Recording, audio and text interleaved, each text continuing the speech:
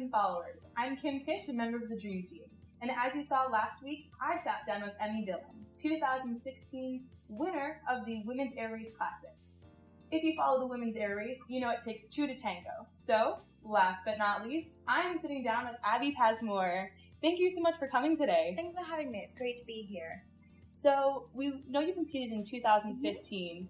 What was it like coming back in 2016 and winning? I mean, I think each year you do the race, it's exhilarating, it's exciting, the buzz is amazing, but winning it kind of takes it to another level. So, of course, it was an amazing experience all around, and almost winning was kind of the cherry on top for that. And tell us a little bit about your background. How did you get into aviation? Sure. Well, kind of a funny story. I was always a bit scared of flying growing up, but always loved it. I always knew I wanted to be a pilot, so I kind of had to fight that fear throughout. Got a discovery flight for my 17th birthday from my parents, and I think like many of us, we never looked back after that.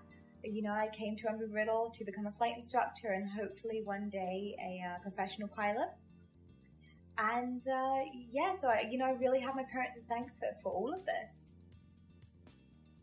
And then what was your biggest motivation for wanting to become a pilot?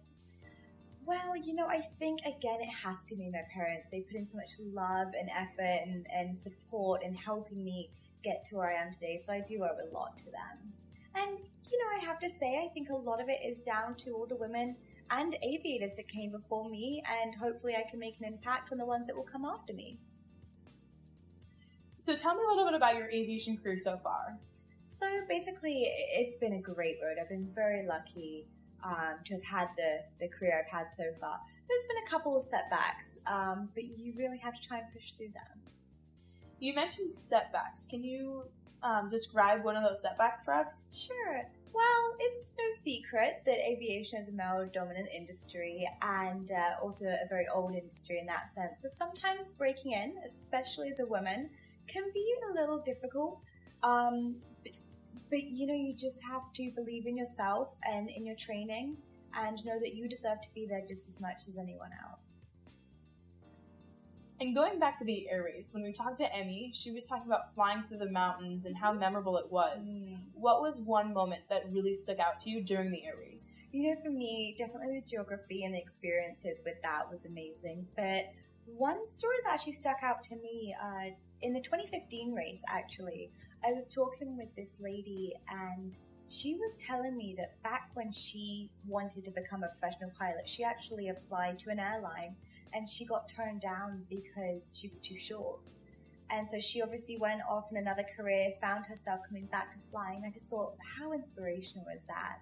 And how amazing is it to see how far we've come? And if we've come that far in this amount of time, we can go so much further in the next amount of generation. And seeing how far you've come already, where do you see yourself in the future? Well, thank you. I would like to go into corporate aviation. It's always been an interest of mine. But right now I'm also studying human factors in grad school, and I'm in love with it. So if I can try and combine the two passions, I think that would be the perfect career. That is absolutely amazing that you can do two things at once. And I think that's truly inspiring. So if you have any inspirational words to the next generation entering aviation, specifically females entering the very male-dominated aviation industry, what advice would you have for them? I think, and someone said this to me a couple of years ago, be a sponge. And what's that?